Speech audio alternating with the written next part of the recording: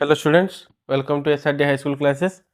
तो पिला माने आज आम षष्ठ श्रेणी गणित बही परिमिति प्रसंगर अभ्यास कार्य 11.2 समाधान करवा।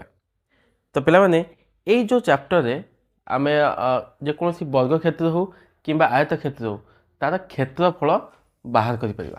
चलो क्वेश्चन नंबर 1 कौन देती पे गोटे वर्ग क्षेत्र प्रत्येक बाहुर दैर्घ्य देती यार क्षेत्रफल केते।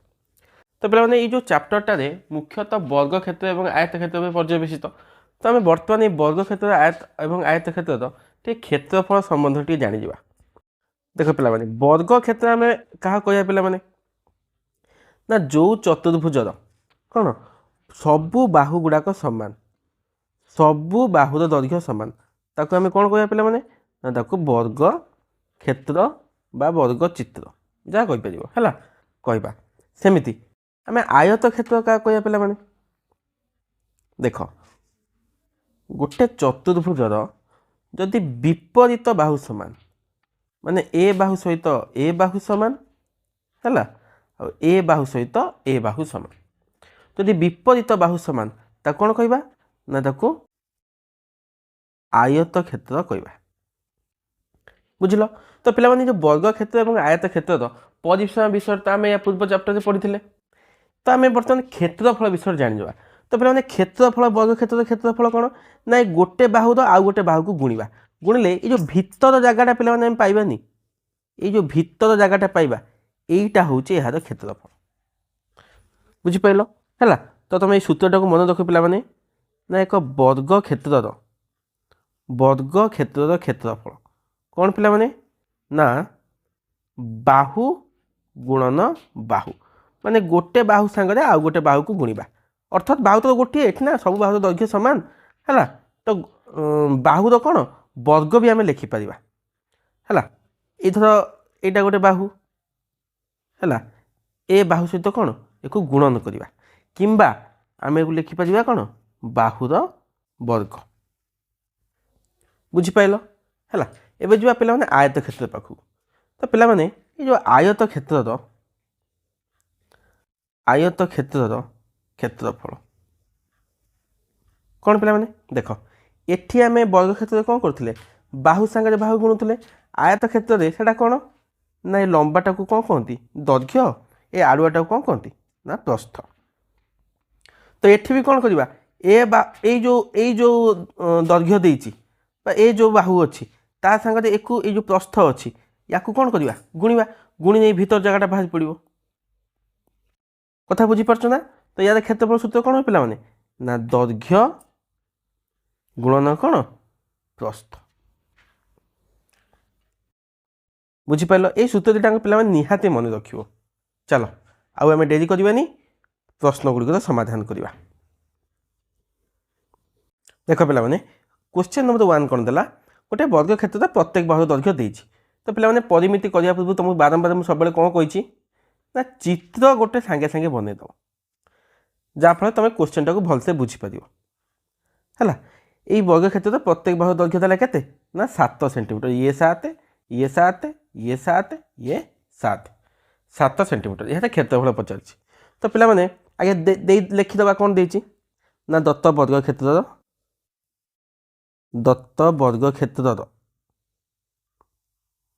बाहुर दैर्घ्य केते देला बाहु समान 7 सेमी बाहु आम लिखिदे 7 सेमी। एवं सूत्र लिखा है ना वर्ग क्षेत्र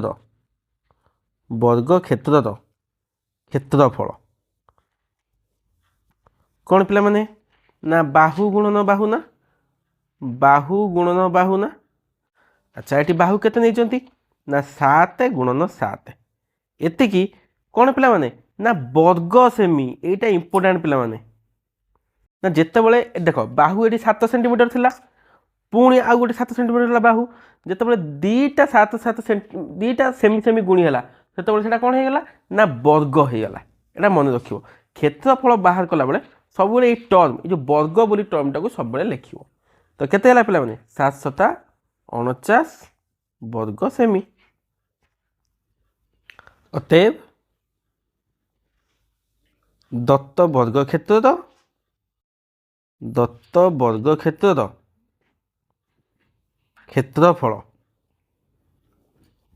केते बाहला पे मैंने ना 49 वर्ग सेमी 49 वर्ग सेमी बुझीपाल। चलो परवर्ती क्वेश्चन को जाए पे मैंने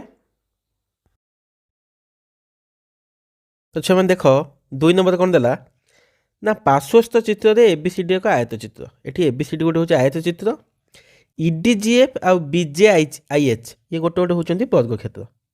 अच्छा आउ कौन देला एडी देदेला 20 एबी देला 9 इडी देला 7 बीजे देला 8 सेमी कही जो समग्र क्षेत्र तुम देखुच यार परिसीमा और क्षेत्रफल निर्णय कर। तो चलो छुआ मैंने तुम ये आगे आम कौन कर परिसीमा काटिदेवा। तो परिसीमा काढ़ा पूर्व तुम गोटे कथा कह देख छुआ मैंने ये जो इडीटा देख पे जब परिसीमा कर परिसीमा तुम जाच या पूर्व चैप्टर आम आलोचना करते है।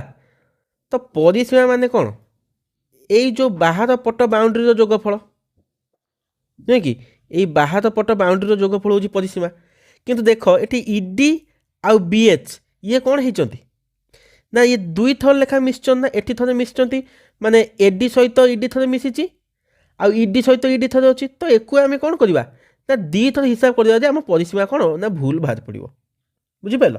चलो प्रथम आम कौन करवा ना ये जो एई आउ कौन करवा एपट्रे सीएच सेटा काढ़ीदवा।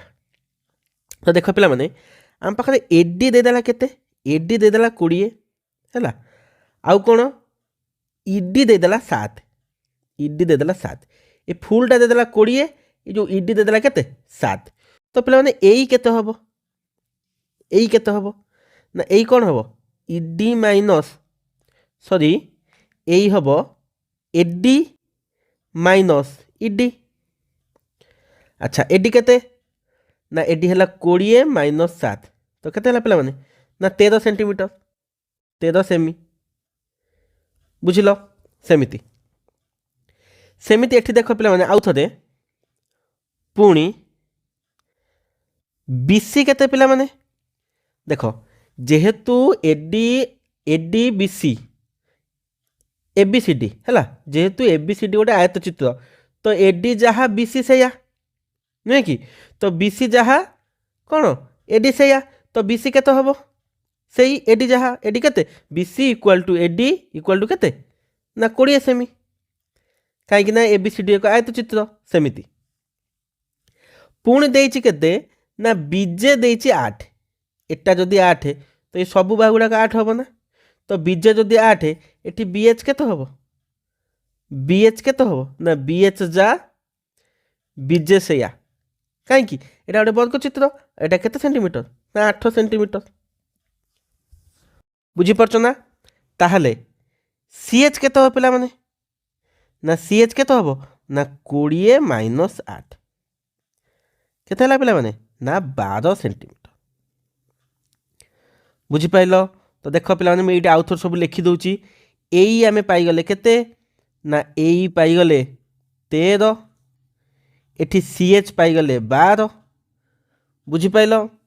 अच्छा एगुड़ा तो सब 8 ये 8 एपट्रे बीजे 8 एठी एबी केते एबी हला 9 है आ एठी सबू जेहेतु इडी देला 7 एटा गोटे की चित्र ना वर्ग चित्र तो सबू बाहु ईएफबी 7 एफजी 7 जीडी 7 सेमती देख पे एबी जा सीडी से ना तो सीडी केते हम ना सीडी हम 9। तो देख आम यार समस्त बाउंड्री पाइगले ना पाइगले कि नहीं देख तो चित्रटा को मैं आउ थे रिकन्स्ट्रक्ट कर लिखि दूची तो चित्रटा एमती हो गला ना पे मैंने देख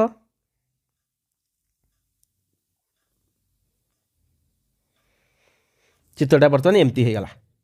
तो यहीटा हूँ ए एटा ई एटा एफ एटा जी नुहे कि। अच्छा ए सीधा रहा किए डी एटी रहा सी एटी रहा एच एटी रहा आई एटी रहा जे ए मझे रहा किए बी बुझीपार ना पे। तो बर्तमान यही चित्र आम परिसीमा काढ़ा तो दत्त क्षेत्रर परिसीमा दत्त नुहे पे लेख समग्र समग्र क्षेत्रर परिसीमा जो समग्र क्षेत्र परिसीमा बाहर करवा तो ये सब बाहु गुड़ाक दैर्घ्य मिसेवा तो क्या क्या ନା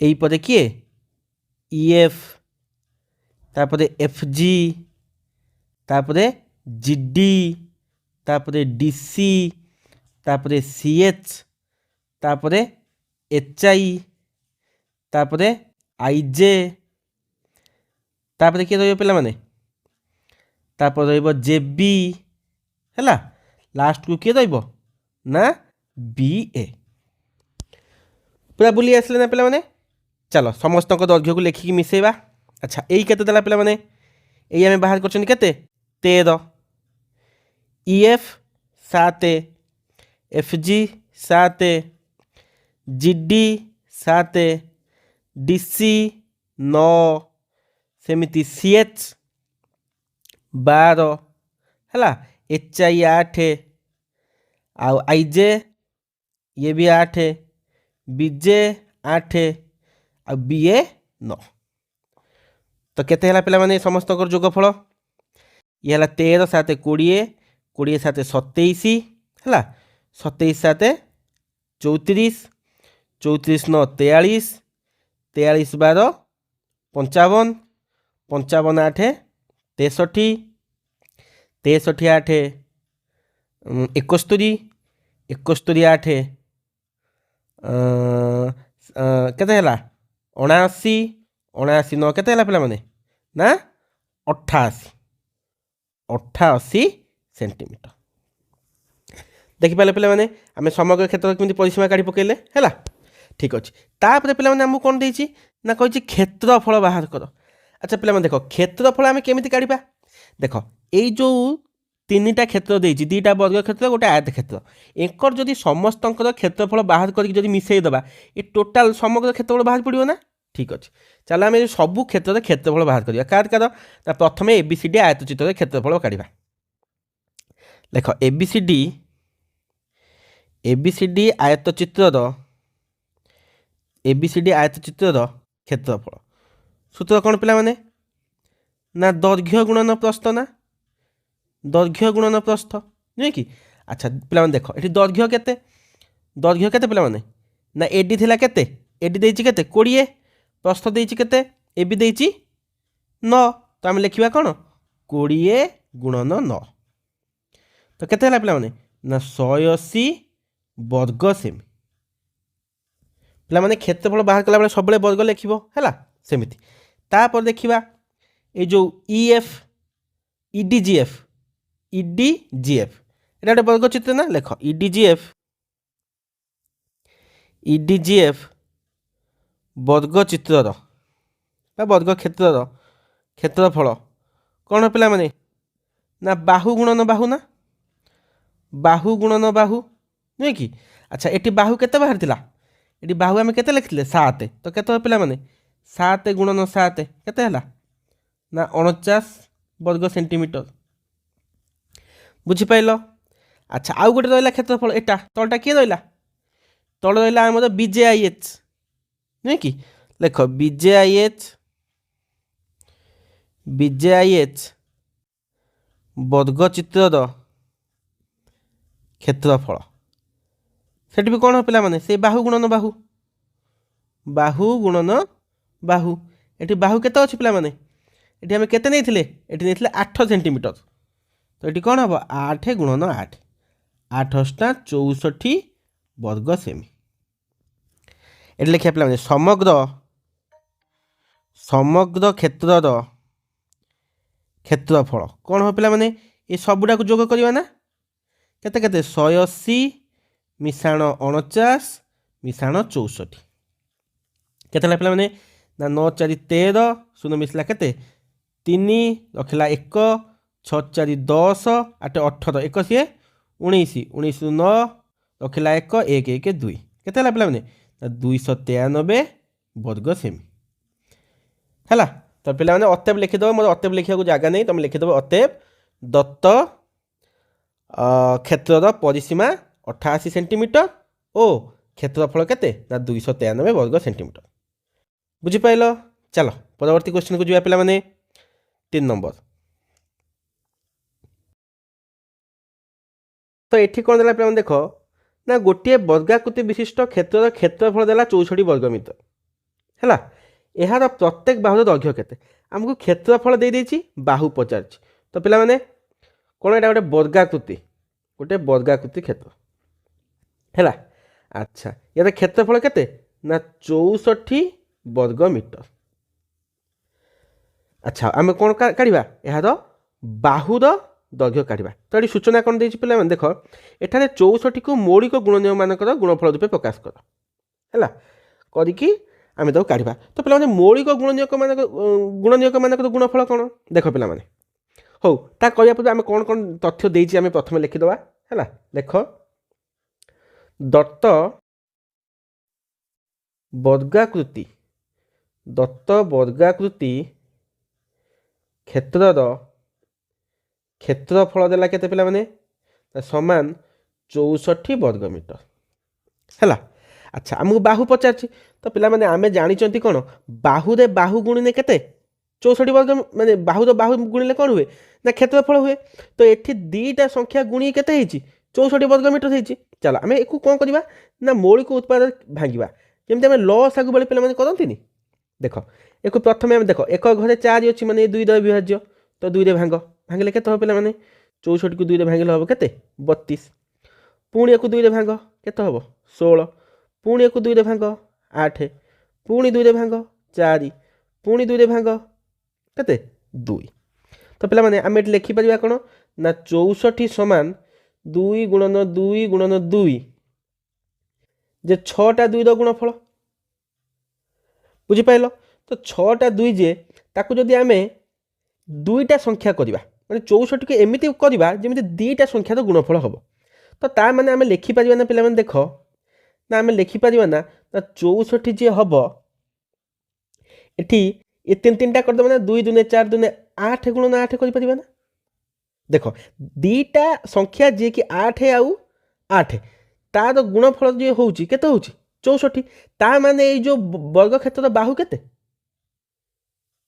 8 बुझी पारला ना। अच्छा तो आम कौन लिखा पिला माने ना आमे जानती कौन वर्ग क्षेत्रर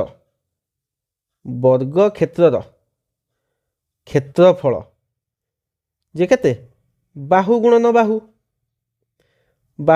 बाहु नहीं कि।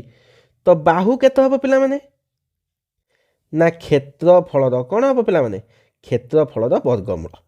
तो ये क्षेत्रफल थिला केते पिला माने 64 ना 64 वर्गमूल आम केते पाइले ना 8 पाइले 8 कौन मीटर 8 मीटर बुझी पाइले पिला माने। तुम एमिति भी वर्गमूल भी काढ़ी पारिबो जेकोसी संख्या तुमको पचार थिबो ना तार वर्गमूल भी एमिति मौलिक उत्पादक प्रकाश करी काढ़ी पारिबो। अतएव दत्त वर्ग क्षेत्रर बाहुर दैर्घ्य केते बाहरला पिला माने बाहुर दैर्घ्य केते बाहरला ना 8 मीटर बुझी पाइले पिला माने। चलो परवर्ती क्वेश्चन को जाए पिला माने। अच्छा 4 नंबर कौन कही पिला माने देख ना एबीसीडी गोटे आयताकृति विशिष्ट बगीचा को सूचाऊँच है। ये एबीसीडी हूँ कौन ना गोटे आयताकृति बगीचा या भितर कौन अच्छी ना गोटे PQRS हूँ कौन ना गोटे वर्गाकृति पोखरी है। एबे कौन कही बगीचा भितर थी बड़का जमीर क्षेत्रफल केते कौचे पोखरी छाड़देले जो फांका जमी अच्छी तार क्षेत्रफल केते पिला माने देख लो। आमे जदि पूरा जगह क्षेत्रफल बाहर करदे माने कौन करवा एबीसीडी क्षेत्रफल पूरा काटिदेवा काढ़ी पोखरी जी जगह अच्छी पोखरी जी जगह अच्छी पोखर क्षेत्रफल से क्षेत्रफल कौन करवा ना माइनस करदे। जदि पूरा जगह जो आम पोखर क्षेत्रफल माइनस कर दौरान तो ये फांका जगह पाइजा ना ये फांका जगह पाइजा ना बुझीपार ना। टोटालटा आगे कौन करवा ना एबीसीडी क्षेत्रफल काटिदेवा ता दिहर पोखर क्षेत्रफल काढ़ी माइनस करदे ता माने आम फांका जगह बड़का थी जगह तो क्षेत्रफल पाइगले बुझल। चलो आम यही कामटा ही बर्तमान करवा। प्रथमे कौन करवा ना लिखा कौन ना एबीसीडी कौन एक आयताकृति कौन बगीचा। अच्छा एबी देछि केते एबी देछि 40 एडी देदेला केते 50। अच्छा एठारे एबी केते 40। अच्छा एडी केते देदेला 50। ताहले एबीसीडी आयत चित्रर क्षेत्रफल आम केमिति पाइबा आयत चित्रर क्षेत्रफल तो आम कौन करवा ए दैर्घ्य प्रस्थ गुणिबा ना दैर्घ्य गुणन कौन प्रस्थ। देख पिला माने एठी दैर्घ्य केते दैर्घ्य है 50 गुणन प्रस्थ है केते 40 तो 5 20 तार दीटा शून्य एतिकी कौन ना वर्ग मीटर एटा इंपोर्टेंट पिला माने वर्ग वर्गटा लिखिबो वर्ग मीटर। तो आम एबीसीडी आयत चित्र क्षेत्रफल पाइगले केते 2000 वर्ग मीटर। तापर पुणी कौन करवा पोखर क्षेत्रफल बाहर करवा है। तो पुणी कौन देइछि ना PQRS एक वर्गाकृति विशिष्ट पोखरी है। अच्छा पुणी कौन देला या तो PQ केते देदेला PQ देदेला 22 PQ 22 मतलब सबू बाहु गुड़ा केते 22 एठारे PQ केते देदेला ना 22 मीटर एठी पिला मीटर मीटर लिखि दे छाड़ देइछि ये 40 मीटर ये 50 मीटर है। PQ देला केते 22 मीटर। तो PQRS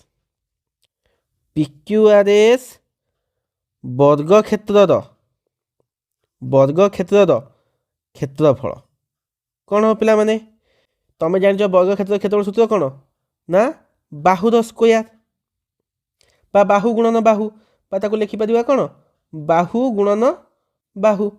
एठी बाहु तुम केते पाइच बाहु पाइच ना 22 तो 22 गुणन 22। अच्छा 22 गुणले केते हो पिला माने ना 484 वर्ग मीटर 484 वर्ग मीटर। तो बड़का थिबा जमीर क्षेत्रफल केते पेमिति पाइबा बड़का थिबा जमीर क्षेत्रफल तुमको बुझेइथिली पिला माने संगे संगे कौन ना एबीसीडी आयत क्षेत्रर क्षेत्रफल माइनस कौन ना PQRS वर्ग क्षेत्रर क्षेत्रफल। अच्छा एबीसीडी आयत क्षेत्र क्षेत्रफल आम केते पाइथिले ना 2000 वर्ग मीटर माइनस 484 वर्ग मीटर। अच्छा हो पिला माने 2000 रु 484 वियोग कले केते हो पिला माने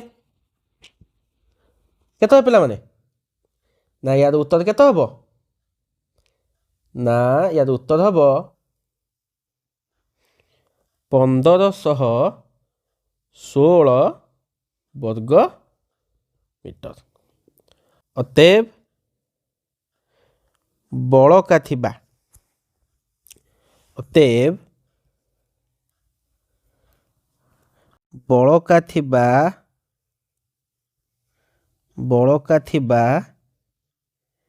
क्षेत्रर क्षेत्रफल केते ना 1516 वर्ग मीटर। बुझिपाइल। चलो परवर्ती क्वेश्चन को जा पिला माने 5 नंबर कौन दूसरी पिला माने देख गोटे आयताकृति विशिष्ट जमीर दैर्घ्य देदेला 30 मीटर है प्रस्थ देला 28 मीटर दैर्घ्य देला 30 मीटर प्रस्थ देला 28 मीटर 1 वर्ग मीटर जमीर दाम 275 टंका हेले से जमी को बिक्री करी जमी मालिक केते टंका पाइबे। तो पिला माने चलो गोटे चित्र करवा चित्र करके सागे सागे बुझी नवा कौन कौन आमको कैसे करने। अच्छा गोटे आयताकृति जमी आम गोटे आयताकृति जमी आंकीदेले है। अच्छा हो चित्रटा टिके हाँ आयताकृति जमी आंकीदेले यह तो कौन देला पिला माने ना दैर्घ्य देछि केते 30 मीटर तो यहाँ दैर्घ्य 30 मीटर है प्रस्थ देछि 28 मीटर। अच्छा ये जमीर दाम केते 275 टंका प्रति वर्ग मीटर जमीर दाम हूँ 275 टंका है।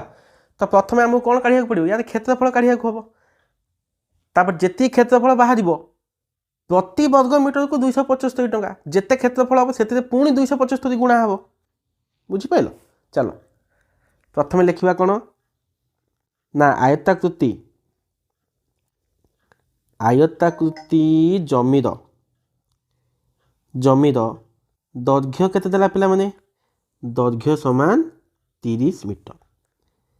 प्रस्थ केते देइछि पिला माने देख प्रस्थ देइछि 28 मीटर। तो यार क्षेत्रफल हम केते पिला माने ना क्षेत्रफल समान दैर्घ्य गुणन प्रस्थ।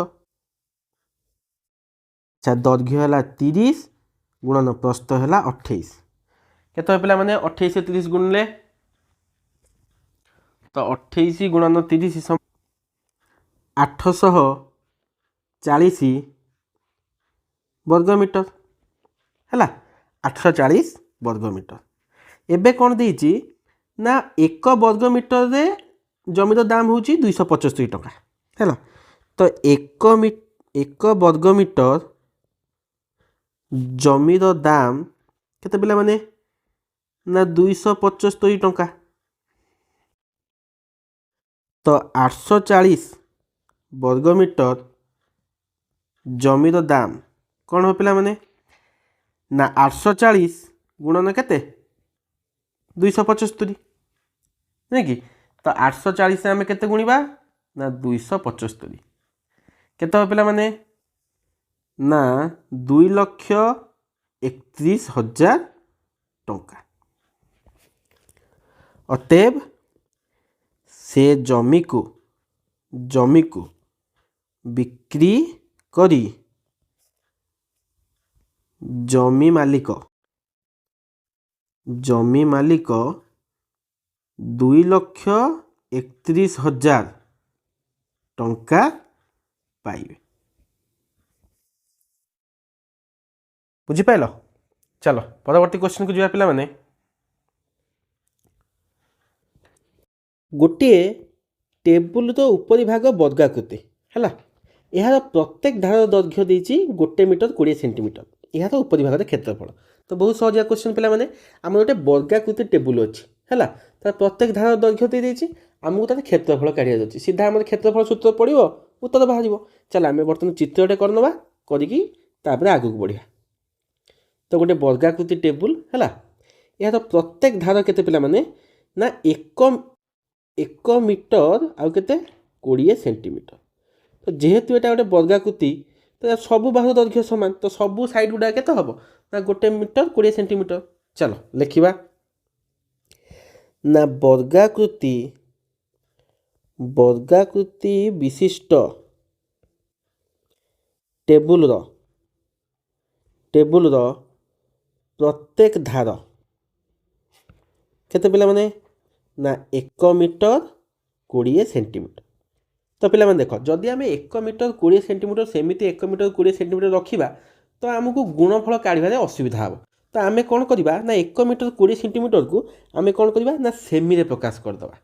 तो पिला माने एटी देख आम जानती ये लिखि दउछु लिखुची ना आम जानू कौन ना 1 मीटर समान 100 सेंटीमीटर नहीं कि। तेबे 1 मीटर 20 सेंटीमीटर केते हो पिला माने ना 120 सेंटीमीटर। बुझिपाइल। तो सबू बाहु गुड़ा हूँ साइड गुड़ा केते 120 सेंटीमीटर। तो क्षेत्रफल काढ़ा पचास नाम क्षेत्रफल। तो क्षेत्रफल पिला माने कौन हम ना बाहु गुणन बाहु नहीं कि।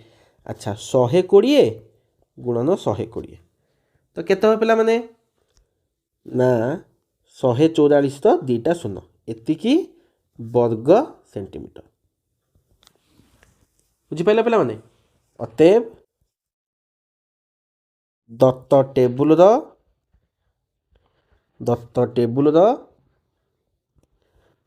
उपरी भागर क्षेत्रफल 14,400 वर्ग सेंटीमीटर। बुझिपाइल पिला माने बहुत सहज थिला एटा। चलो नेक्स्ट क्वेश्चन को जिबा क्वेश्चन नंबर 7। अच्छा कौन कुछ पिला माने देख ना तले 3टी आयतक्षेत्र दैर्घ्य प्रस्थ देइछि। अच्छा 3टा आयतक्षेत्र आमको दैर्घ्य प्रस्थ देइछि कहिछि केउ आयतक्षेत्र क्षेत्रफल सर्वाधिक आउ केउ आयतक्षेत्र परिसीमा सर्वाधिक। आउ किछि क्वेश्चन अछि कि ना? एतिक अछि। कार क्षेत्रफल बेसी कार परिसीमा बेसी। ता पूर्वरु आमको 3टा आंकर क्षेत्रफल काढिया पड़िबो 3टा आंकर परिसीमा काढिया पड़िबो तापर आमे देखिबा कार क्षेत्रफल बेसी कार परिसीमा बेसी। चलो मु बर्तन कौन करुच्ची मो स्क्रीन टाक मु 3 भाग विभक्त कर दूची। बुझिपारे पे मैंने 3 भाग विभक्त कले कौन हम ना 3 पटे आम 3टा कैलकुलेशन काढ़ा है काढ़ी सारे आम देखा कार क्षेत्रफल बेसी कार परिसीमा बेसी। बुझीगला? चलो प्रथम आम चित्र बनईदे।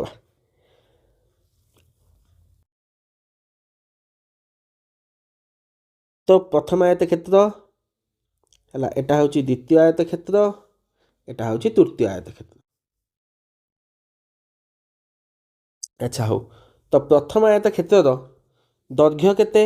दैर्घ्य देला 9 प्रस्थ देला 6। तो द्वितीय आयत क्षेत्र दैर्घ्य देला 17 प्रस्थ देला 3। तृतीय आयत क्षेत्र दैर्घ्य देला 15 प्रस्थ देला 4 है। प्रथमे कौन करवा ना एक क्षेत्रफल काढ़ा है। तो यार क्षेत्रफल कौन हम?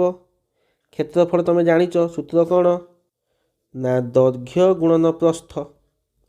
तो केते पिला माने 9 गुणन 6 900 केते 54 वर्ग मीटर कला। एबे काढ़ा कौन पिला माने परिसीमा। परिसीमा सूत्र कौन पिला माने 2 होल इनटू 2 गुणन दैर्घ्य युक्त प्रस्थ नुहे कि? तो 2 एटी दैर्घ्य केते 9 प्रस्थ है 6 तो केते हला पिला 2 गुणन 9 6 15 15 दुने 30 मीटर। या तो क्षेत्रफल परिसीमा काटिदेली। एबे चलो ख नंबर को है। ख नंबर देख पिला माने यार क्षेत्रफल केते हो पिला माने देख। अच्छा ये टिके कलर चेंज कर दबा। हाँ यार क्षेत्रफल देख केते हो पिला माने। क्षेत्रफल लिखुनी सूत्र लिखुनी दैर्घ्य गुणन प्रस्थ लिखियो तुम मैं डायरेक्ट कर दूची 17 गुणन 3 केते हला 51 वर्ग मीटर। क्षेत्रफल बाहर 51 वर्ग मीटर। सेमती परिसीमा काढ़ा। परिसीमा सूत्र कौन लिखियो तुम 2 गुणन दैर्घ्य युक्त प्रस्थ मुझे डायरेक्ट काट दूची 2 गुणन अच्छा दैर्घ्य केते 17 प्रस्थ केते 3 तो 2 गुणन 20 20 दुने 40 मीटर। बुझीगला? अच्छा 3 नंबर चलो ग नंबर पाखु। अच्छा एठी क्षेत्रफल केते हम ना 15 गुणन 4 15 चौ केते 60 वर्ग मीटर। बुझीपाल? तापर कौन काढ़ा परिसीमा। परिसीमा कौन 2 होल इनटू 15 प्लस 4 तो केते हला पिला माने 2 गुणन 15 4 केते हला 19 19 दुने 38 मीटर। एबे आमे क्वेश्चन उत्तर दबा। कौन कहिछि हमकू केउ आयत क्षेत्र क्षेत्रफल सर्वाधिक क्षेत्रफल कार बेसी बाहरला 60 सबुठ अधिका ना। तो कौन लिखिबा ग आयत क्षेत्र क्षेत्रफल सर्वाधिक क्षेत्रफल सर्वाधिक। बुझिपाइल? चलो पुणी देइछि कौन तापर देइछि कार क्षेत्रफल सबुठ कम ना ना ना देइछि कार परिसीमा सबुठ अधिक। कार परिसीमा परिसीमा कार अधिक एटी बाहला 30 ये 40 ये 38 तो कार सबुठ अधिका ये 40 ना ये 40 टा सबुठ अधिका। तो लिखिबो कौन ख आयत क्षेत्र परिसीमा सर्वाधिक। बुझीगला? चलो नेक्स्ट क्वेश्चन 8 नंबर। 8 नंबर कौन देला ना गोटे आयताकृति विशिष्ट कार्डबोर्डर क्षेत्रफल देइछि 36 वर्ग सेमी। अच्छा या क्षेत्रफल केते 36 वर्ग सेमी। हो यार दैर्घ्य 9 सेमी तो लिखि देइछि दैर्घ्य 9 सेमी यार प्रस्थ प्रस्थ केते पचारछि। अच्छा किछि क्वेश्चन देला आयताकृति विशिष्ट कार्डबोर्डर क्षेत्रफल केते क्षेत्रफल दे दीजिए एटी केते ना 36 वर्ग सेमी। अच्छा यार दैर्घ्य केते दैर्घ्य केते देछि पिला माने एटी देई देछि 9 सेमी 9 सेमी कौन सी आयत क्षेत्रफल दैर्घ्य जना थिले ता प्रस्थ किपरि बाहर केमिति बाहर देख पिला माने दैर्घ्य आउ प्रस्थ ए दी जन को गुणिले क्षेत्रफल बाहर आमको क्षेत्रफल दे देछि दैर्घ्य दे देछि प्रस्थ आमे केमिति पाइबा ना क्षेत्रफल को आमे कौन करिबा ना दैर्घ्य द्वारा भाग करिबा भाग कले आमे एठी कौन ना प्रस्थ पाइबा बुझी पाइलो तो से कथाटा एठी लिखिबा सेही कथाटा आमे एठी लिखिबा कौन लिखिबा कौन देछि कौन से आयत क्षेत्रफल दैर्घ्य जणाथिले प्रस्थ किपरि पाइबा एठी लिखिबा कौन ना क्षेत्रफल को ए लिखिदेवा क्षेत्रफल हरण दैर्घ्य खाली लिखिदेवा एतिक लिखिदेले भी बुझ एका कथा क्षेत्रफल को दैर्घ्य द्वारा भाग करदेवा बुझल। अच्छा एठारे आयताकृति विशिष्ट कार्डबोर्डर प्रस्थ केते हम ये आम भाग करदेवा ये लिखिले तो क्षेत्रफल केते थिला आमर ये तले कर दूची 36 हरण केते 9 तो केते हम 36 9 हरिले 9 चो 36 तो केते हला पिला माने ना 4 सेमी बुझी पाइल। चलो परवर्ती क्वेश्चन को पे 9 नंबर 16 मीटर दीर्घ 16 मीटर दीर्घ 12 मीटर प्रस्थ विशिष्ट कोठरी चट्टाण टाइल बिछाला यार कार्य लगी केतोटी 2 मीटर दीर्घ बाहु विशिष्ट वर्गाकृति विशिष्ट टाइल दरकार हम चित्र पिला माने सांगे सांगे चित्र कौन देला गोटे आयताकृति विशिष्ट चट्टाण एटा गोटे चट्टाण आयताकृति चट्टाण यार दैर्घ्य केते पिला माने दैर्घ्य देला 16 मीटर प्रस्थ देला 12 मीटर कौच या भीतर सब टिकी टिकी कौन हम ना वर्गाकृति टाइल सब बसियो या भीतर सब छोट छोट वर्गाकृति टाइल एम सब बसियो बुझीपार ना एमती वर्गाकृति टाइल सब बसियो जार एम सब बस बसिया जीव जार कौन देछि ना 2 मीटर बाहु ये बाहु गुड़ा सब केते 2 मीटर बाहु सब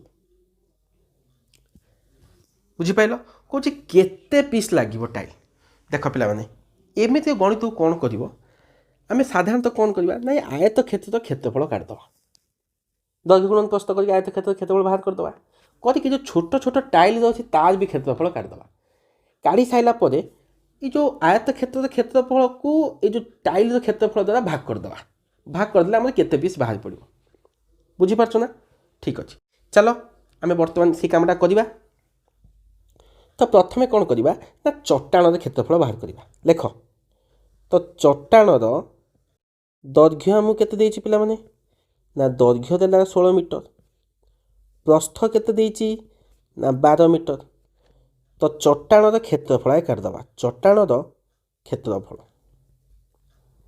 केते पिला माने ना 16 लिखिदेवा सूत्रटा लिखिदेवा कौन ना दैर्घ्य गुणन प्रस्थ तो 16 गुणन 12 अच्छा पिला 16 12 गुणने केते हम ना 192 वर्ग मीटर है तापर कौन देछि पिला माने ना टाइल टाइल रो बाहु देछि केते पिला माने समान 2 मीटर तो टाइल रो क्षेत्रफल काटिदेवा पिला माने टाइल क्षेत्रफल पिला माने कौन हम ना बाहु गुणन बाहु बाहु गुणन बाहु बाहु बा 2 गुणन 2 केते हला ना 4 वर्ग मीटर देख पिला माने चट्टाण क्षेत्रफल पाई गले हला एबे टाइल क्षेत्रफल भी पाई गले तो आवश्यक टाइल संख्या तो आवश्यक टाइल संख्या कौन करिया पिला माने ना ये लिखुची पिला माने देख तो आम कौन करवा चट्टाण क्षेत्रफल चट्टाण क्षेत्रफल विभक्त कौन करवा ना टाइल क्षेत्रफल हरण कले आम नुह कि चट्टाण क्षेत्रफल विभक्त टाइल क्षेत्रफल माने कौन चट्टाण क्षेत्रफल आम टाइल क्षेत्रफल कौन करवा भाग करवा तुम प्लेन भागफल कर ना एमती विभक्त भी कर तो चट्टाण क्षेत्रफल केते पिला माने ନା 192 ହରଣ କେତେ 4 ଏକୁ କାଟିଦେବ ପିଲାମାନେ 4 ଚୋ 16 ଆଉ ଦେଲା 3 ର 2 32 4 ଅଷ୍ଟା 32 ତ 48 टी 48 टी टाइल। अच्छा अतएव लिखिद पे मैंने अतएव लिखा जगह नहीं तुम लिखिद अतएव 48 टी टाइल आवश्यक। बुझीपार चलो परवर्ती क्वेश्चन को जा पे नेक्स्ट क्वेश्चन। अच्छा 10 नंबर कौन दीजिए पे मैंने गोटे वर्गाकृति विशिष्ट जमीर परिसीमा हूँ 124 मीटर परिसीमा हूँ 124 मीटर यहाँ गोटे वर्गाकृति जमी ये जमी को चाष करने प्रति वर्ग मीटर को 4 टंका हिसाब से कौन जमीटा को जब चाष कर तुम प्रति वर्ग मीटर को 4 टंका खर्च हम है कौन ताहले मोट केते खर्च हम तो आमको प्रथम कौन करा पड़ो पे मैंने ना वर्गाकृति जमीर कौन आमको क्षेत्रफल काढ़ा पड़ो किंतु देख पे मैंने आमको से देजी कौन वर्गाकृति जमीर आमको से परिसीमा दे देजी बुझीपार ना तो ये परिसीमा देजी केते 124 मीटर। अच्छा लिखा वर्गाकृति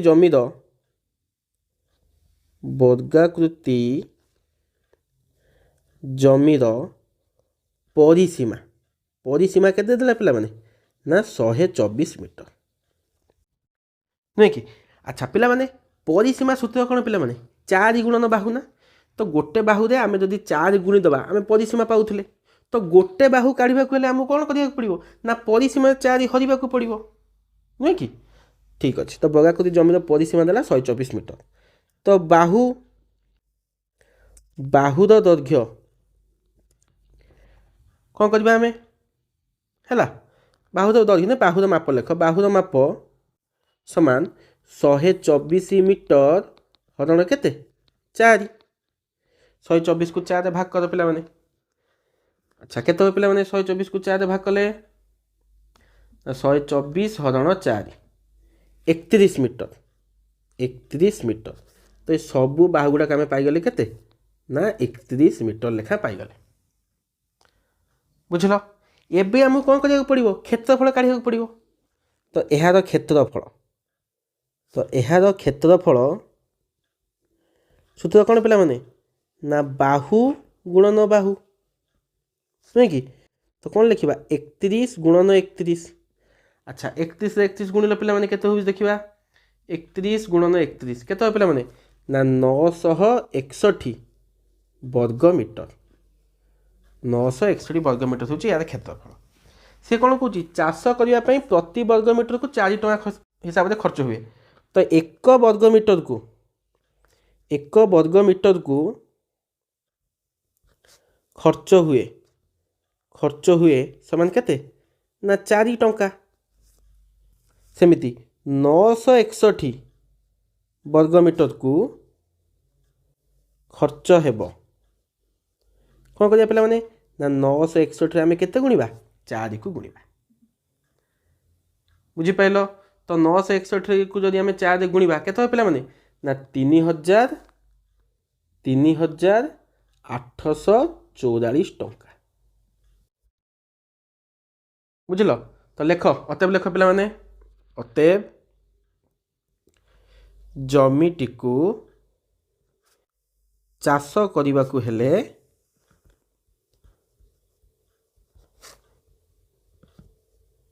मोट तो 3844 टंका कौन हम ना खर्च हेब बुझीपार 40 टका ये 0 पैसा पे लिख देछि है खर्च हेब बुझीगला बुझीपार। चलो नेक्स्ट क्वेश्चन को जा पे मैंने 11 नंबर कही 12 मीटर दीर्घ गोटे आयताकृति विशिष्ट जमीर क्षेत्रफल देछि 120 वर्ग मीटर। अच्छा आयताकृति विशिष्ट जमी जार दैर्घ्य हूँ 12 मीटर आ क्षेत्रफल दे दी 120 वर्ग मीटर या चारिपटे बाड़ देवाई 1 मीटर को 10 टंका आवश्यक पड़े तेरे जमीर चारि पाखे बाड़ देवाई केते टंका खर्च हो। चलो पे आम चित्रटे कर नवा है आयताकृति जमीटीए जार ଦୈର୍ଘ୍ୟ ଦେଲା କେତେ 12 ମିଟର, 12 ମିଟର ଦେଇଦେଇଛି ଦୈର୍ଘ୍ୟ ହେଲା। ଆଉ କ୍ଷେତ୍ରଫଳ କେତେ ଦେଇଛି ପିଲାମାନେ ନା 120 ବର୍ଗ ମିଟର। କହୁଛି ଚାରିପଟରେ ବାଡ଼ ଦିଆହେବ। ଆଚ୍ଛା ଚାରିପଟ କଥା ଆସୁଛି ମାନେ ପିଲାମାନେ ଆମର କ'ଣ ବାହାରିବ ପରିସୀମା ବାହାରିବ ନା। ଚାରିପଟ କଥା ଆସିଲା ମାନେ ସାଙ୍ଗେ ସାଙ୍ଗେ କ'ଣ ବାହାରି ପଡ଼ିବ ପରିସୀମା ହେଲା। ଚାଲ ତ ପ୍ରଥମେ ଆମେ କ'ଣ କରିବା ତ ୟାର ପ୍ରସ୍ଥଟାକୁ କାଢ଼ିବା। ତ ପରିସୀମା କାଢ଼ିବାକୁ ହେଲେ ଆମ ପ୍ରସ୍ଥ ଦରକାର ପଡ଼େ ନା। ତ ଯେପର୍ଯ୍ୟନ୍ତ ଆମେ ପ୍ରସ୍ଥ ପାଇନାହାନ୍ତି ସେ ପରିସୀମା କାଢ଼ିପାରିବେ କି କାଢ଼ିପାରିବେନି। ଚାଲ ବର୍ତ୍ତମାନ ଏଇ ପରିସୀମାଟାକୁ କାଢ଼ିବା।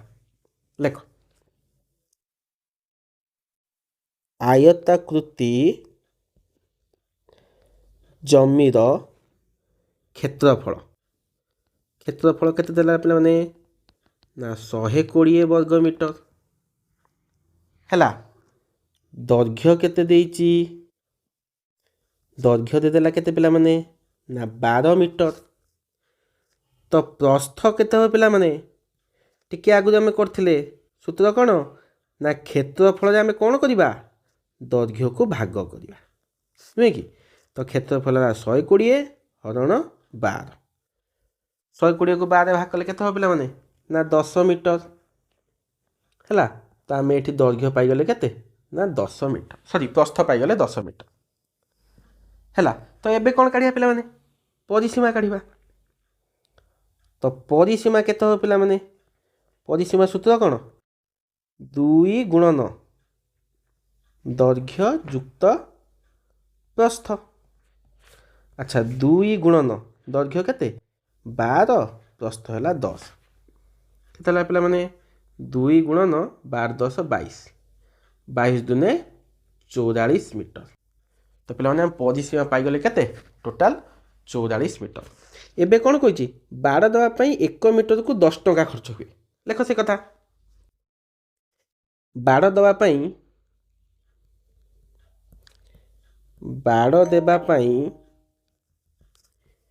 1 ମିକୁ ଖର୍ଚ୍ଚ ହୁଏ କେତେ ଟଙ୍କା ପିଲାମାନେ 1 ମିକୁ ଖର୍ଚ୍ଚ ହୁଏ 10 ଟଙ୍କା, 10 ଟଙ୍କା। ଆଚ୍ଛା ବାଡ଼ ଦିଆ ମାନେ ପରିସୀମା ଉପରେ ବାଡ଼ ଦିଆହେବ ନା। ତ 44 ମିକୁ ଖର୍ଚ୍ଚ ହେବ, 44 ମିକୁ ଖର୍ଚ୍ଚ ହେବ ଯେ 44 ଗୁଣନ 10 କେତେ ହେଲା ପିଲାମାନେ ନା 440 ଟଙ୍କା। ଦେଖ ଅତଏବ ବାଡ଼ ଦେବା ପାଇଁ ମୋଟ 440 ଟଙ୍କା କ'ଣ ଖର୍ଚ୍ଚ ହେବ। ବୁଝିହେଲା। ଚାଲ ପରବର୍ତ୍ତୀ କ୍वेश्चन को ଯିବା ପିଲାମାନେ। ଆଚ୍ଛା 12 ନମ୍ବର କ'ଣ କହିଛି ନା 20 ସେମି ଦୀର୍ଘ ତାରଟିଏ ନେଇ ତାକୁ ବଙ୍କାଇ ବିଭିନ୍ନ ମାପ ବିଶିଷ୍ଟ ଆୟତ କ୍ଷେତ୍ରରେ ପରିଣତ କରାଯିବ। କହୁଛି ଗୋଟିଏ ଦୀର୍ଘ ତାର ଯାହାର ଦୈର୍ଘ୍ୟ ହେଉଛି କେତେ 20 ସେଣ୍ଟିମିଟର। ତାପରେ ଏଠି କ'ଣ ଦେଇଛି ଯେପରି ପ୍ରତ୍ୟେକର ଦୈର୍ଘ୍ୟ ପ୍ରସ୍ଥର ମାପ ପୂର୍ଣ୍ଣ ସଂଖ୍ୟକ ସେମି ହେବ। କହୁଛି ଏମିତିଆ କର ଯେମିତି ପୂର୍ଣ୍ଣ ସେମି ମାନେ 2 ସେମି 3 ସେମି 4 ସେମି 5 ସେମି ମାନେ 2.3 ସେମି ଏମିତି ହେବନି ହେଲା, ପୂର୍ଣ୍ଣ ସଂଖ୍ୟା ହେବ ହେଲା। ଆଉ ତାରଟିକୁ କେତୋଟି ଭିନ୍ନ ଆୟତ କ୍ଷେତ୍ରରେ ପରିଣତ କରିବା ସମ୍ଭବ ଓ ସେମାନଙ୍କ ମଧ୍ୟରୁ କେତୋଟି ବର୍ଗାକୃତି ବିଶିଷ୍ଟ ହେବ ପ୍ରତ୍ୟେକ କ୍ଷେତ୍ରରେ ପରିସୀମା କ୍ଷେତ୍ରଫଳ ନିର୍ଣ୍ଣୟ। ବାପରେ ଏଡ଼େ ବଡ଼ କ୍ୱେଶ୍ଚନଟେ। ହଉ ସେ କ'ଣ କହିଛି ପ୍ରଥମ ପିଲାମାନେ ଦେଖ ନା ଗୋଟିଏ ଲମ୍ବା ତାର ଯାହାର ଦୈର୍ଘ୍ୟ କେତେ ପିଲାମାନେ ୟା ଦୈର୍ଘ୍ୟଟା ହେଉଛି କେତେ 20 ସେମି। ସେ କହୁଛି ୟାକୁ ତୁମେ ବଙ୍କେଇ ବାଙ୍କେଇ କ'ଣ କର ବିଭିନ୍ନ ରକମର ଆୟତ କ୍ଷେତ୍ର କର ଆଉ ଯେମିତି ସବୁଗୁଡ଼ାକ ପୂର୍ଣ୍ଣ ସଂଖ୍ୟା ହେବ। ଆଚ୍ଛା ପିଲାମାନେ ଯଦି ଆମେ ୟାକୁ ବଙ୍କେଇ ବାଙ୍କେଇ ଗୋଟେ ଆୟତ କ୍ଷେତ୍ର କରିବା ତ ୟା ଦେହରେ କ'ଣ ହେବ ଦୁଇଟା ଦୈର୍ଘ୍ୟ ରହିବ, ଦୈର୍ଘ୍ୟ ଦୁଇଟା ରହିବ, ସେମିତି ପ୍ରସ୍ଥ ବି କେଇଟା ରହିବ ପ୍ରସ୍ଥ ବି ଦୁଇଟା ରହିବ ନା। ଏଠି ଗୋଟେ ପ୍ରସ୍ଥ ରହିବ। ତ ଦୈର୍ଘ୍ୟ ରହିବ 2ଟି ପ୍ରସ୍ଥ ରହିବ 2ଟା। ବୁଝିଲ। ହଉ ତ ପିଲାମାନେ ଆମେ ଜାଣିଛନ୍ତି ପରିସୀମା ସୂତ୍ର କ'ଣ। ତ ଆମେ ଜାଣିଛନ୍ତି ପରିସୀମା ସୂତ୍ର କ'ଣ। ପରିସୀମା ସୂତ୍ର ହେଉଛି 2 ଗୁଣନ ଦୈର୍ଘ୍ୟ ଯୁକ୍ତ ପ୍ରସ୍ଥ। ମାନେ ଦୈର୍ଘ୍ୟ ଏଠି ଯୁକ୍ତ ଗୁଣନ ଲେଖିଦେଲି ଦୈର୍ଘ୍ୟ ଯୁକ୍ତ ପ୍ରସ୍ଥ। ତାମାନେ ଦୈର୍ଘ୍ୟ ଆଉ ପ୍ରସ୍ଥକୁ ମିଶାଇକି ତା ଦେହରେ 2 ଗୁଣି ଦେଲେ ପରିସୀମା ବାହାରେ। ताहले तेबे दैर्घ्य युक्त प्रस्थ केते हबो ना परिसीमा हरण 2 ना यदि परिसीमा रे आमे दुईटा को हरि दबा ताने दैर्घ्य मिश्रण प्रस्थ बाहर पड़िबो। अच्छा परिसीमा केते की परिसीमा परिसीमा माने टोटाल लंबाटा केते की 20 पा 20 जदि आमे 2 हरि दबा तो केते हबो 10 ना 10 सेंटीमीटर तार दैर्घ्य प्रस्थ मिसिकी होउथबो 10। तो मते एबे कुओ पिला माने को संख्या मिसिले 10 आमे कौन सब मिसेकी 10 करि परिबा देख प्रथमे 5 रे 5 मिसिले 10 हबो आउ केमती 10 ही परिबो 6 4 मिसिले 10 ही परिबो 7 3 मिसिले 10 ही परिबो आउ 8 2 मिसिले 10 ही परिबो आउ 9 1 मिसिले 10 ही परिबो एति कंडीशन ना नहीं कि एति की कंडीशन होची कौन संभव। अच्छा वर्तमान कौन कही प्रत्येक क्षेत्र में परिसीमा क्षेत्रफल निर्णय कर। तो पिला देख जदि आम चित्र गुड़ा सब आंकिबा तो 5टा चित्र मन कर आंकिबा देख टिके हेलानी हाँ देख याद आम नहीं पारिबा एटा है 5 5 ये मिसिक 10 सेमिति आउ नहीं पारिबा केते पिला माने 6 4 जदि एटा 6 एटा 4 सेमिति आउ कौन नहीं पारिबा आउ नहीं पारिबा 7 3 तो ये जदि 7 ये 3 आउ कौन सेमती नहीं पारिबा 8 2 हैला 8 2 नहीं पारिबा एटा 8 एटा 2 आउ कौन नहीं पारिबा पिला माने ना 9 1 9 1 तो एटा हबो 9 एटा हबो केते पिला माने एटा हबो 1 तो एमिति 5टा नहीं पारिबा पुणी कौन कही ना प्रत्येक क्षेत्र में तार क्षेत्रफल निर्णय कर परिसीमा निर्णय कर। अच्छा से केतोटी वर्गाकृति विशिष्ट हेबो देख पे ये तो जना पड़ी वर्गाकृति कईटा वर्गाकृति गोटे तो ये लिखिद आगे ये है ना वर्गाकृति केतटा रहा एकटा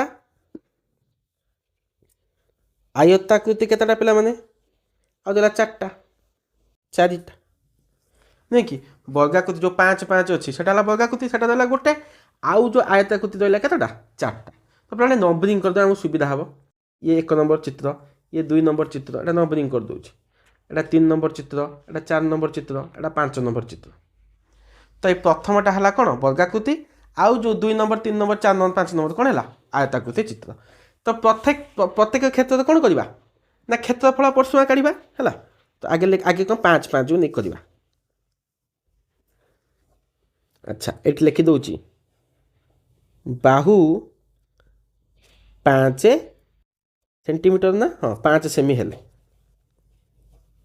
बाहु जदि आम ना 5 ताहले यार क्षेत्रफल कौन हम पिला माने ना बाहु गुणन बाहु बाहु गुणन बाहु लिखिपर 5 गुणन 5 केते पिला माने ना 25 वर्ग सेमी बुझल। तो सेमिति परिसीमा कौन हम पिला माने ना 4 गुणन बाहु जे आम तो लिखिपर केते 4 गुणन 5 केते पिला माने ना 20 सेंटीमीटर एटा गला 1 नंबर गला है 2 नंबर को जीवा 2 नंबर दवा कौन ना दैर्घ्य केते नहीं जीवा दैर्घ्य नहीं जीवा 6 प्रस्थ केते नबा ना 4 ना 2 नंबर एटा 1 नंबर चित्र ये लिखि दउची पिला माने एटा 1 नंबर एटा 2 नंबर। अच्छा दैर्घ्य 6 प्रस्थ 4 क्षेत्रफल कौन पिला माने ना दैर्घ्य गुणन प्रस्थ तो कौन 6 गुणन 4 केते हला 24 वर्ग सेमी। तो सेमिति परिसीमा कौन हो पिला माने परिसीमा जे 2 गुणन ଦୈର୍ଘ୍ୟ ଯୁକ୍ତ ପ୍ରସ୍ଥ। ଆଚ୍ଛା କ'ଣ ପିଲାମାନେ 2 ଗୁଣନ 6 + 4 କେତେ 20 ସେମି। ଆରେ ସେଇ 20 ସେଣ୍ଟିମିଟରକୁ ଆମେ ବଙ୍କେଇ କରିଛନ୍ତି ତ ପରିସୀମା ସେ 20 ବାହାରିବ କି ନା। ଏଠି ଦେଖ ଏଠି 20 ବାହାରିଥିଲା ଏଠି ବି 20 ବାହାରିଲା ସବୁ ଗୁଡ଼ାକ ପରିସୀମା 20 ବାହାରିବ ନୁହେଁ କି। ଚାଲ 3 ନମ୍ବର। 3 ନମ୍ବର କ'ଣ ନେବା ଦୈର୍ଘ୍ୟ ନେବା 7 ପ୍ରସ୍ଥ ନେବା 3। କ୍ଷେତ୍ରଫଳ କ'ଣ ହେବ ପିଲାମାନେ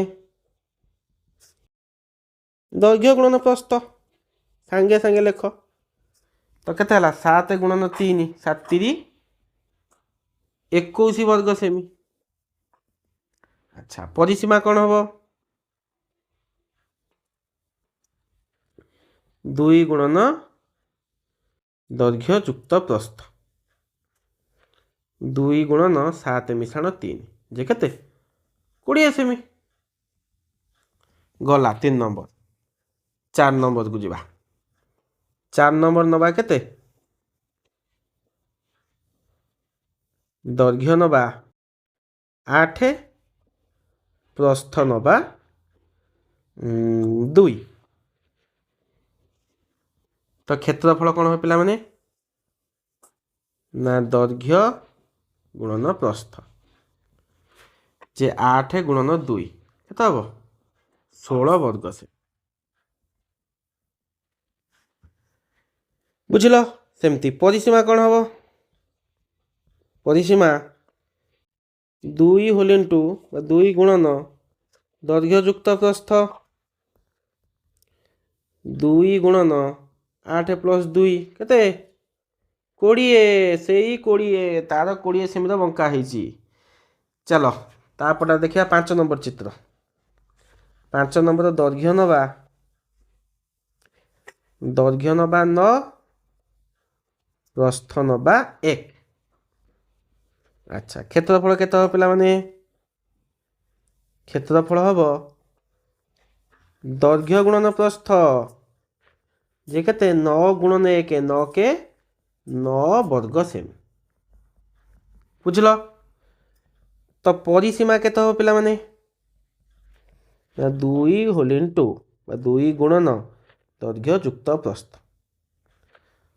2 ଗୁଣନ 9 ମିଶାଣ 1 ଯେ କେତେ 20 ସେଣ୍ଟିମିଟର। ତ ସବୁ ଗୁଡ଼ାକର ପରିସୀମା ବାହାରିଲା 20 ସେଣ୍ଟିମିଟର ଆଉ କ୍ଷେତ୍ରଫଳ ଭିନ୍ନ ଭିନ୍ନ ବାହାରିଲା। ବୁଝିପାରିଲ। ତ ପିଲାମାନେ ଏଇ ଥିଲା ତୁମର ଅଭ୍ୟାସ କାର୍ଯ୍ୟ ଆଜିର 11.2। ତ ବହୁତ ଏକ ବଡ଼ ଅଭ୍ୟାସ କାର୍ଯ୍ୟ ପିଲାମାନେ ଆଉ ବହୁତ ବେସିକ୍ ଜିନିଷ ଅଭ୍ୟାସ କାର୍ଯ୍ୟ ଅଛି। ଆଶା କରୁଛି ତୁମେ ନିହାତି ଅଭ୍ୟାସ କାର୍ଯ୍ୟଟାକୁ ଭଲସେ ବୁଝିଥିବ ହେଲା କରିକି ଦେଖେଇବ ଏବଂ କମେଣ୍ଟ ମାଧ୍ୟମରେ ଜଣେଇବ ତୁମେ ବୁଝିପାରିଲ କି ନାହିଁ। ଆଜି ଭିଡ଼ିଓ ତ ବହୁତ ଲମ୍ବା ହେଇଗଲା ଆଉ ଧୈର୍ଯ୍ୟ ଧରି ଦେଖିଥିବ ଯଦି ଏପର୍ଯ୍ୟନ୍ତ ତ ତୁମକୁ ବହୁତ ଧନ୍ୟବାଦ ଯେ ତୁମେ ଏପର୍ଯ୍ୟନ୍ତ ଧୈର୍ଯ୍ୟ ଧରି ଦେଖିଛ। ତ ପିଲାମାନେ ରହିଲି ପୁଣି ଆମେ ଭେଟ ହେବା କେଉଁଠି ନା ଅଭ୍ୟାସ କାର୍ଯ୍ୟ 11.3ରେ। ସେ ପର୍ଯ୍ୟନ୍ତ ମନ ଦେଇ ପାଠ ପଢ଼ୁଥିବେ ପିଲାମାନେ ରହିଲି। ଜୟ ଜଗନ୍ନାଥ।